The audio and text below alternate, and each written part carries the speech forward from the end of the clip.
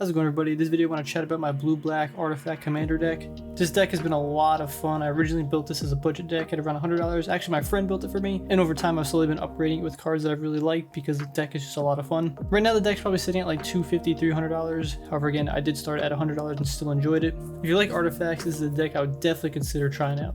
We are playing two commanders, Silas Wren and Keskit. They both have partners, so we can play both. Silas Wren is pretty great because for 3 mana we're getting a 2/2 with Death Touch. However, whenever it deals combat damage to a player, we're going to choose an artifact from our graveyard and we may cast it that turn. Definitely comes in handy. With the Death Touch, people are going to be less prone to wanting to block it. This is also an artifact. Keskit's pretty awesome because we can tap it and sacrifice 3 other artifacts, and then we can look at the top 3 cards of our library and get to put 2 in our hand, the other in the graveyard. We do use our graveyard a lot as a resource in this game, so that definitely does help. It's basically draw 3 in a sense for this deck. Really good commanders. They both cost 3 mana. You can get them out on the field pretty early, and they provide a lot of value. I'm gonna first start the deck off with some really fun big creatures you can pump out.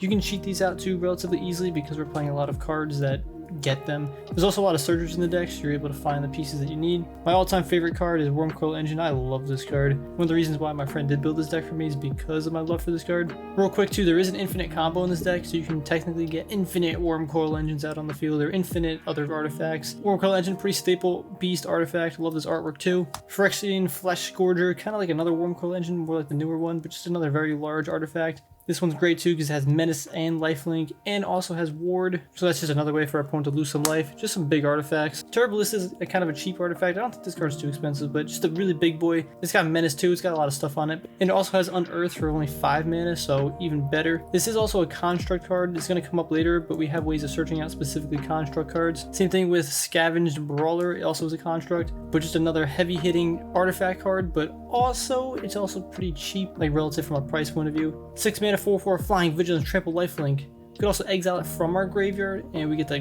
give it to one of our creatures, all those abilities. This deck is, I'm not gonna say complicated, but there's just so much going on and so much to take account for that every time I play it, there's just things that I didn't see prior. So this deck's a lot of fun. I'm really happy that I'm able to play it and share it with you guys. Another big artifact is Hulking Metamorph. When it enters the battlefield, we can copy an artifact creature we control. We can also cast it for its prototype cost, so pretty good too, but both situations are good in this deck. Noxious Gearhulk is great, also a construct. Enters the battlefield, we can destroy a target creature and we get to gain some life. It's got Menace too. Herald of Anguish, a little expensive on the mana curve at 7, but it's a 5/5 with Improvise, so artifacts can actually help us cast this, so it's never going to be really 7 mana, let's say. It's got flying at the beginning of our end step. We can make each opponent discard. We can also sacrifice artifacts and pay some mana, and we can make our opponent's creatures lose some power and toughness, which is great because we also want to be able to destroy some of our artifacts. Some of our artifacts, when they're sent to the graveyard, they're going to have a lot of additional effects. Marionette Master is nice because it has Fabricate. When it enters the battlefield, we get to put 3 counters on it, or create 3/3/1/1 tokens, artifact tokens. And whenever artifact we control is put into a graveyard from the battlefield, target opponent loses life equal to her power. All around a great card for the deck. Either we get some more tokens, or we make this card pretty big and we make our opponent lose a lot of life because we're going to be continually putting artifacts in our graveyard and getting back to the battlefield. With especially cards with Keskit, being able to sacrifice 3 artifacts, we can really make our opponent lose some life with this card. When Phyrexian Metamorph enters the battlefield, we can make it a copy of artifact or creature on the battlefield. Really good because for 3 mana and 2 life, we could just copy any of our big boy artifacts, or if our opponent's even playing something big, we could just copy it. Really nice card for the deck. So these are pretty much the big boy creatures, the heavy hitters. We're going to move on to the infinite combo really quick. It involves Basalt Monolith and Rings of Brighthearth. If you have these 2 cards in the field and you have 2 mana, then you have an infinite combo. It generates infinite colorless mana. Going over this combo really quickly, for Basalt Monolith, you're going to tap it, you're going to generate 3 mana. You're then going to pay the 3 mana to untap it. While that ability is on the stack, you're going to copy it using Rings of Brighthearth. So you're going to pay 2 mana from lands or whatever else you have to copy that ability. The first ability will resolve from Rings of Brighthearth, so it untaps. Before the original trigger of Basalt Monolith untaps again, you're going to tap it in response, and then it will untap, and that generates you 1 mana. And you do that infinite times to generate infinite colorless mana. So what do you do with that infinite mana? Thran Spriter is a great card. It's also 3 mana artifact and it's 3 mana. There's a lot of ways of searching this out. For 7 mana, we can look at the top 4 cards of our library and reveal an artifact card from among them and put it into your hand. We can do this an infinite amount of times and get every artifact card into our hand.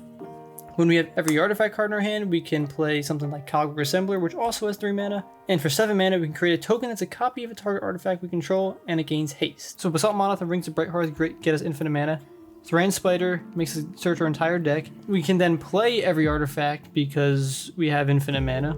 And we can also create copies of every single artifact and they get haste. So that's the super awesome combo.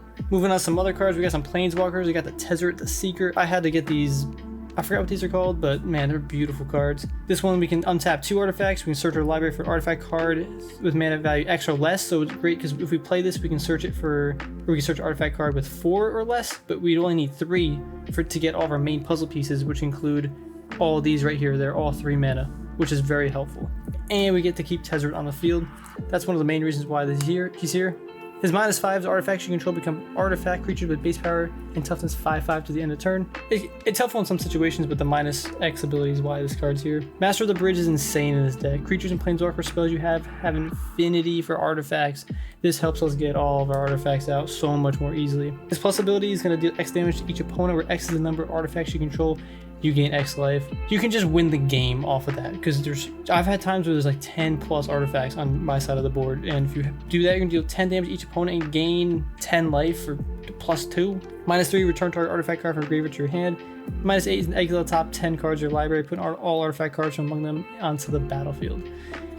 Insane card for the deck, absolutely crazy. Last one we have is the Artifice Master. His 1/1 is we can create an artifact token with flying.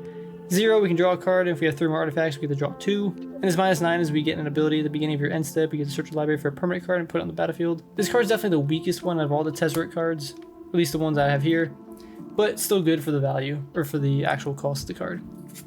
Want to pack these up. This is just like the heart of the deck of just all the cool cards. You got the infinite combo, you got the big creatures, and you got the supporting planeswalkers. We're going to move on to some more utility stuff and things to facilitate all the cards we just saw. Zenith Chronicler, I don't know how to pronounce this. Whenever a player casts their first multicolor spell each turn, each other player draws a card. It's a pretty nice card to get some extra draw, and we do have multicolored spells, so our opponent might be, or our other players might be drawing cards when we play them, but we don't have a lot. Definitely other people in the game are going to play more multicolor spells than us. Baleful Strix is just a nice card, flying Death Touch, and just battlefield draw a card, 2 mana, artifact. Could potentially act as some removal, but just some good draw too. Skull Clamp, this card is really, really good in this deck, because there are ways we can generate tokens, 1/1 tokens, even with that one Tezzeret card. That's just one example, but because we can equip the card for 1 and it gives it -1, whenever we have a 1/1 token, we get to kill it and draw 2 cards, because whenever equipped creature dies, draw 2 cards. I played a game over the weekend where I had like 4 Thopter tokens, and for 4 mana I drew like 8 cards. The value is, you need this card in the deck. I mean, it might be a little expensive, but wow, it's good. Deadly Dispute for 2 mana, additional cast a spell, we sacrifice an artifact or creature, which usually we want to do because we do have targets. You get to draw 2 cards and create a treasure token. The amount of value on this card is a lot more than you think. It is also instant speed, so we can do this in response to something. Again, I will show you some cards in a second where we actually want to destroy them. So that card essentially says like draw 3 cards, create treasure token for 2 mana.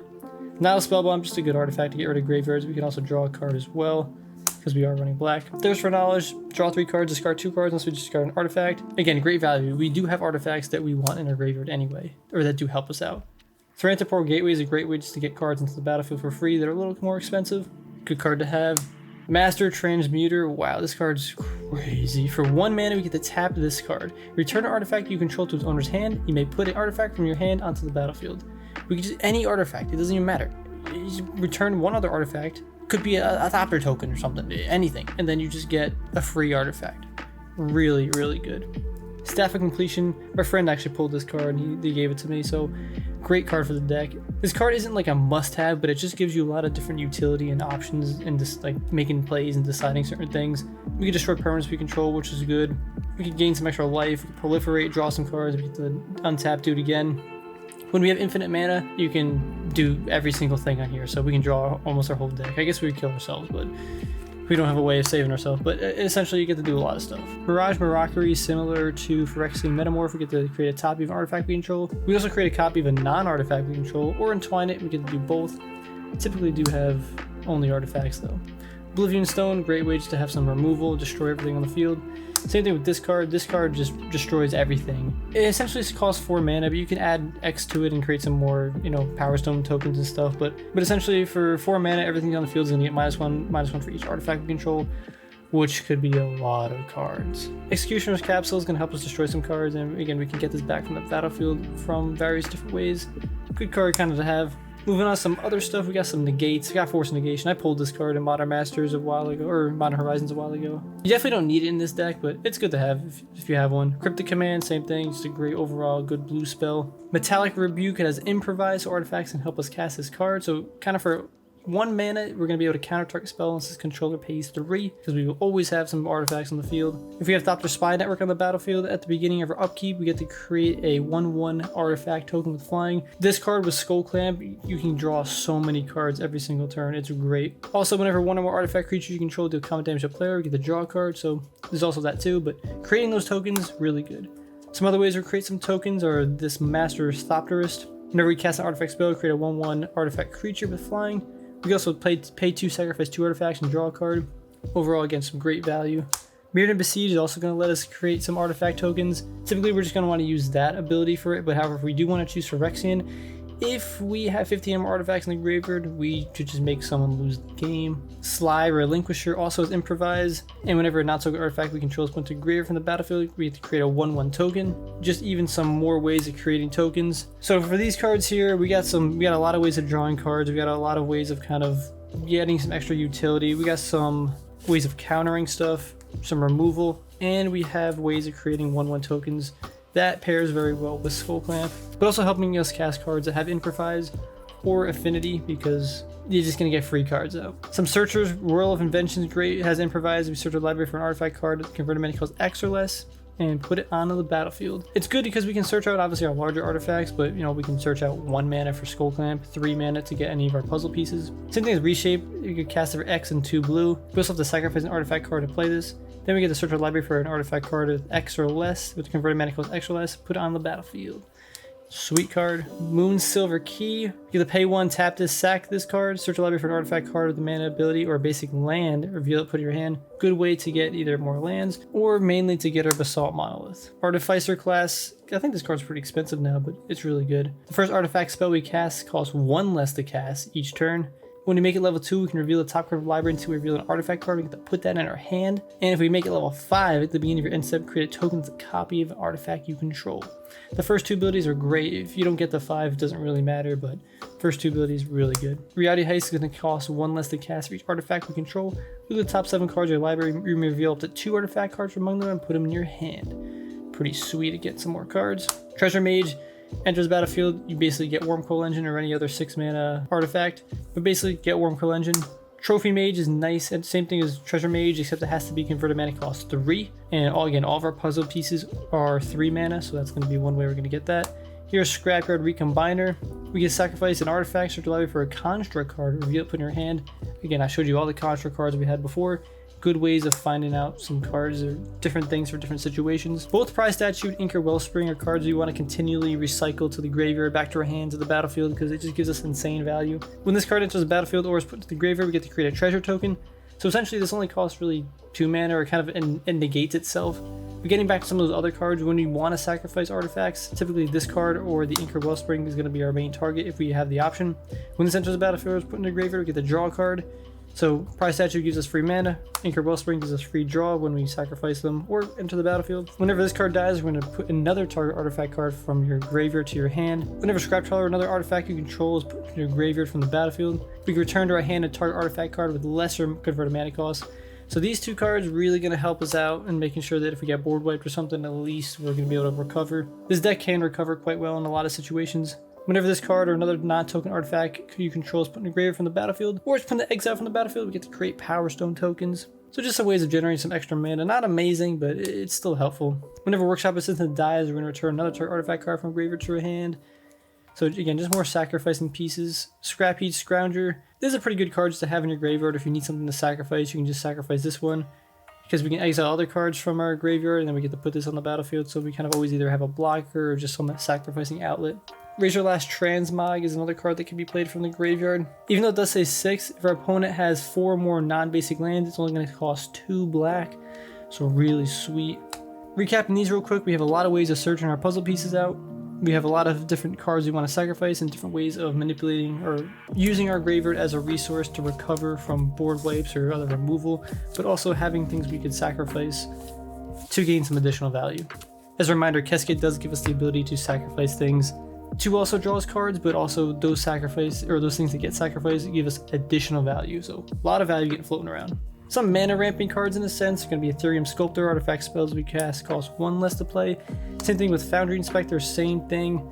Artifacts can cost 1 less generic to play. Solemn Boy is going to get us a basic land, and then when it dies we get to draw a card. Loathsome Golem is kind of cool. Non-artifact spells cost 1 more to cast, so this kind of hurts everybody. It does hurt us a little bit, but almost all of our cards are artifacts, so pretty helpful. Wayfarer's Bauble, just another way to get some basic lands. Worn Power Stone, just a way to get us some extra mana. This card might get cut in the near future because we do need some better options. Soul Ring, you kind of need it in this deck. It's just insane because 1 mana you get 2 mana and you could essentially play it for free most of the time. Cards like Ethereum Sculptor or Foundry Inspector make this card cost 0.